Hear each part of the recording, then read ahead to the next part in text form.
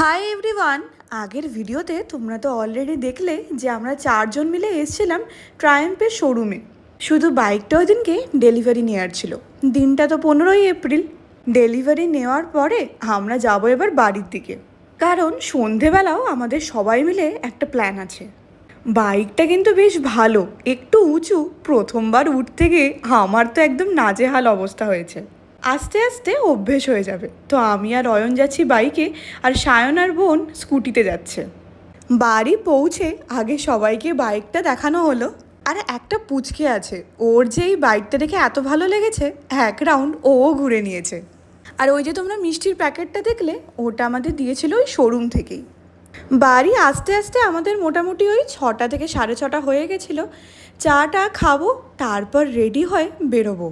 আজকে আসলে সবাই মিলে যাচ্ছি একটা রেস্টুরেন্টে খেতে।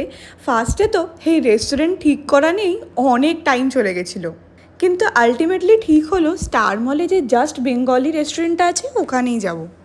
নববর্ষ বলে কথা, তার জন্য লাইন তো দিতেই হবে। তো টেবিল খালি হওয়ার আমরা ওয়েট করছি। এখানে তোমরা বাফেটও পেয়ে যাবে, বা এরকম বসে আলাদা নিজেদের মতন নিয়েও খেতে পারবে। তো আমরা বাফেটের অপশানে যাইনি।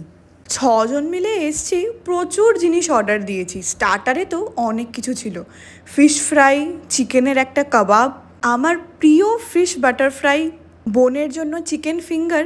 এই চিকেন ফিঙ্গারটা মোটামুটি ছিল, খুব একটা ভালো লাগেনি। মেন কোর্সেও আমরা যে যার পছন্দ মতো আইটেম নিয়েছিলাম। বিরিয়ানি, নান, পোলাও, চাউমিন, এই সব কিছুর মধ্যে ভালো টেস্ট যদি বলতে হয়, আমার তো সেটা বিরিয়ানিটারই লেগেছে।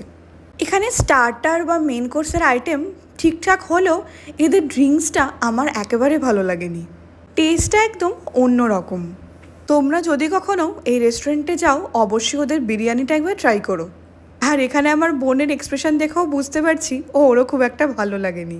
তো যাই হোক, এখানে খাওয়া দাওয়া শেষ করে ভাবলাম একবার এর ওপরে যে ফ্লোরটা আছে ওখানে যাব। আসলে সায়নের কথাতেই আমরা সবাই মিলে ওপরে গেলাম, আর ওপর থেকে নিচটা এত ভালো লাগছিল।